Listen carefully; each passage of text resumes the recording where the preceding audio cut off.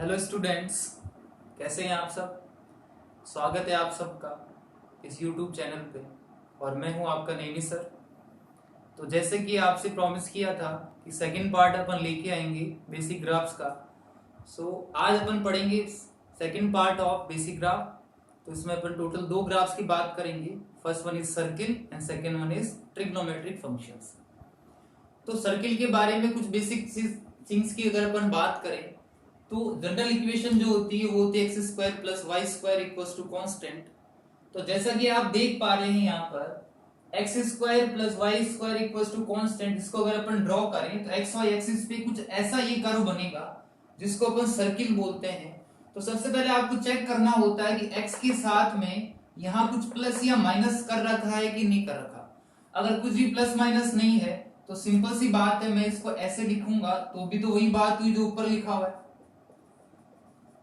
कहने का मतलब ये जो 0 एंड 0 आपको दिख रहे हैं, these are known as centre of circle. So यहां पर इसका सेंटर हो गया 0,0 एंड कांस्टेंट को अगर मैं आर स्क्वायर बोल दूं तो इसकी रेडियस हो गई यहां पर आर।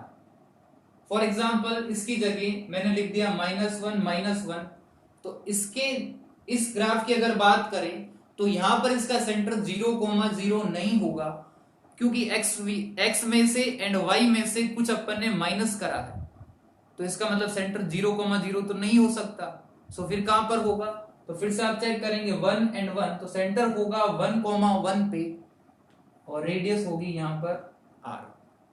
तो ये कुछ बेसिक है सर्किल के बारे में फिजिक्स में।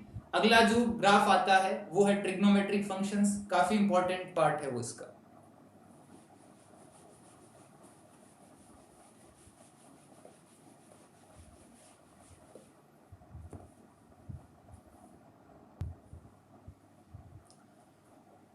सो नेक्स्ट ग्राफ है आपका ट्रिग्नोमेट्रिक ग्राफ्स। जैसे कि अपन ने बात करी तीन टाइप के ग्राफ अपन पढ़ेंगे, sine, cosine and tangent. Sine theta को शॉर्ट फॉर्म में आप बोल सकते हैं साइन थीटा कर्व, कोसाइन को बोल सकते हैं cos theta curve and tangent function होता है टेन थीटा कर्व। तो सबसे पहले इसको जब बनाया जाता है तो केयरफुली इसमें ये ध्यान रखें कि कौन से एंगल पर वैल्यू कितनी होगी।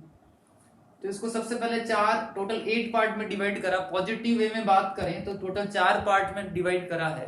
π/2 means 90 degree, 180 degree, it becomes 270 और this one is 360। Similarly here but for negative values वहां -90 -180 वो चला जाएगा। अब जब ये ग्राफ होता है साइन का तो कुछ वैल्यू जैसे कि आप जानते हैं साइन थीटा की अगर 0 डिग्री की बात करें 30 डिग्री, 45, 60, 90, ये तो बेसिक वैल्यूज है जो छोटी क्लासेस में आपको सिखाई जाती है। 0 की वैल्यू होती है 0, 1/2, 1/√2, 3/√3/2 और इट बिकम्स 1। सिमिलरली कॉस की बात करें तो कॉस की कुछ वैल्यूज होती है 1, √3/2, 1/√2, 1/2 एंड 0।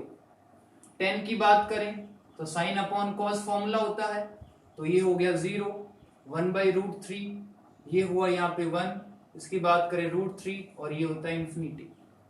तो इनकी हेल्प से ये आप कुछ बना सकते हैं।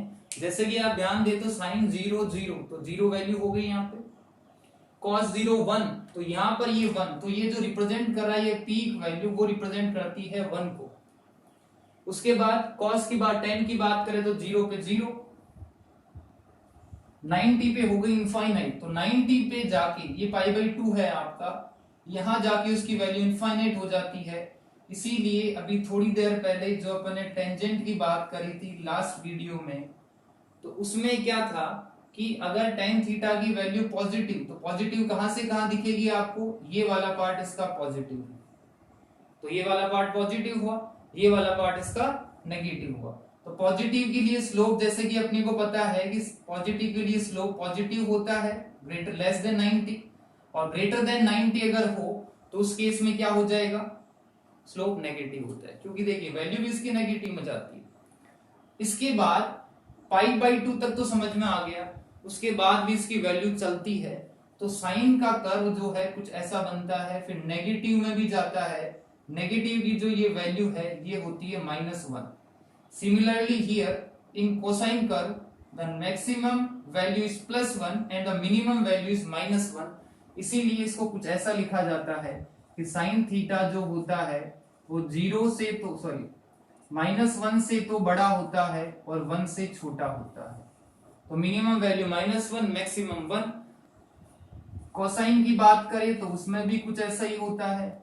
tan की अगर बात करें तो क्या होगा, tan किससे बड़ा और किससे छोटा, तो tan की वैल्यू -∞ से लेके +∞ कहीं तक भी हो सकती है, बट इसके साथ में कंडीशन है ये 1 और -1 के बीच में ही लाई करेगा। तो ये कुछ बेसिक ग्राफ है, इनका बहुत बड़ा रोल है। जैसे कि नेगेटिव वैल्यूज की अपन बात करें तो नेगेटिव का कहां पे रोल है, तो मान लीजिए आपसे किसी ने पूछा कि जरा मेरे को वैल्यू बता दीजिए साइन -90 डिग्री की, आपसे पूछा साइन -90, तो ये नहीं सोचना कि साइन 90 1 होता है तो साइन -90 भी 1 ही होगा, बिल्कुल नहीं। इसमें क्या होता है, ट्रिग्नोमेट्री का फॉर्मूला लगता है साइन ऑफ माइनस थीटा, ये होता है minus sine theta means minus sine 90 means -1। आप देख पा रहे हैं यहाँ पर वैल्यू है -1। अगर आपसे पूछा cos of -90 degree, so it means cos of minus theta, इसका फॉर्मूला होता है प्लस cos थीटा।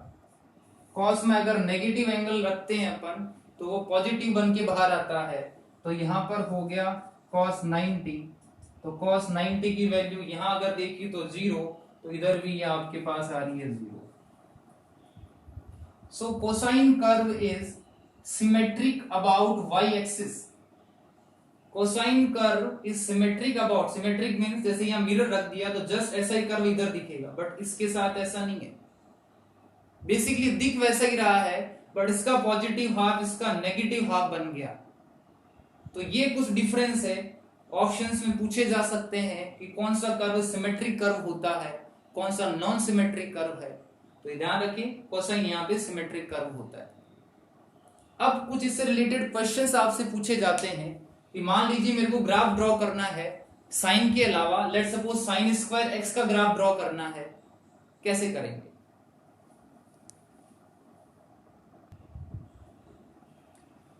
सो ये जो ग्राफ है ये बेसिकली आपका बना y equals to sine x का। अगर आपसे बोला जाए कि y equals to 2 sine x का ग्राफ बनाना है, तो ये जो वैल्यू यहां पे लिखी गई है इसको बोला जाता है एम्पलीट्यूड। एम्पलीट्यूड का मतलब है कि ये जो मीन पोजीशन है, ये जो मीन इसकी लाइन है उससे वो कितना ऊपर तक जा रहा है। यहां बात करें तो एक तक जा रहा था ऊपर, तो इसलिए यहाँ पे कुछ नहीं लिखा मीन्स 1 है। जैसे ही 2 लिखा मीन्स ग्राफ ऐसा क्या ऐसा ही बनाना है, बस उसका पीक बढ़ा दीजिए आप। तो यहाँ पे जो भी वैल्यू लिखी जाएगी वो हमेशा एम्पलीट्यूड को रिप्रेजेंट करेगी। अगर यहां पर इसकी जगह कुछ ऐसा लिख दिया जाए कि let suppose sign of 2x, इसका मीनिंग इस बार ये नहीं कि एम्पलीट्यूड को दुगना कर दिया जाए या ट्वाइस कर दिया जाए। इसका मतलब होता है यहाँ पर ये फ्रीक्वेंसी को रिप्रेजेंट करता है ओमेगा, ये अपन बोल सकते हैं f।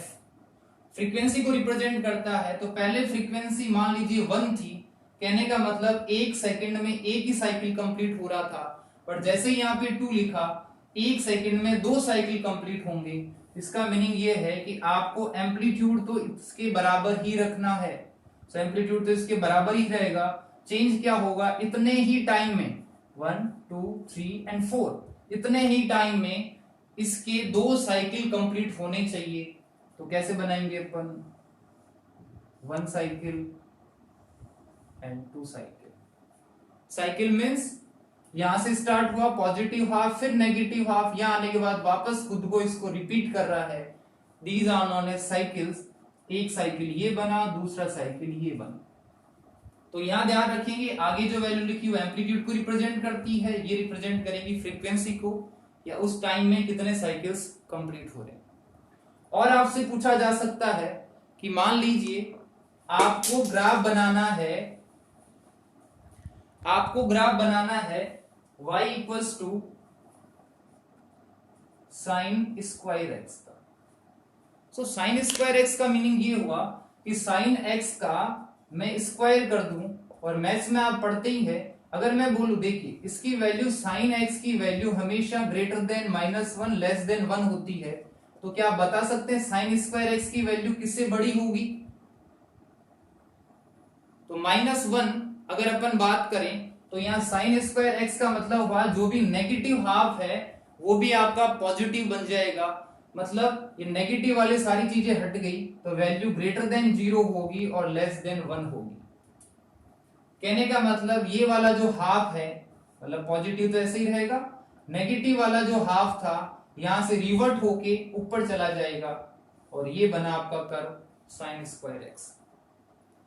तो ये कुछ बेसिक एग्जांपल्स है इनसे रिलेटेड जो आपसे पूछे जाते हैं। इसके अलावा इन कर्व में आपसे शिफ्टिंग की बात की जाती है कि कर्व को कैसे शिफ्ट किया जाता है। आइए देखते हैं कि कर्व कैसे शिफ्ट होते हैं। अब मान लीजिए यही आपका साइन एक्स का कर्व है, इसको मेरे को शिफ्ट करवाना है, तो sine equals to, let's suppose इसको ओमेगा में रिप्रेजेंट करते हैं, omega t plus phi. Now what is phi here? Phi is known as phase difference. Phi is known as phase difference. Omega को यहां पर बोला जाता है angular frequency.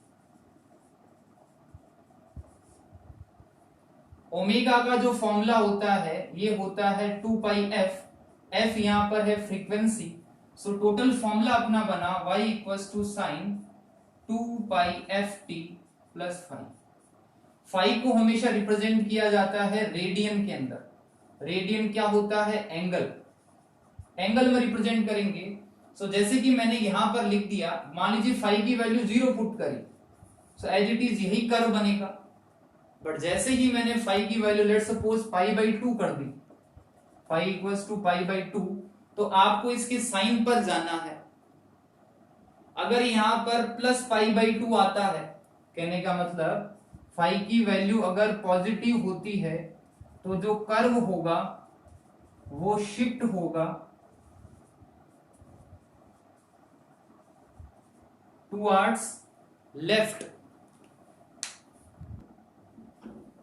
So curve shifted towards left.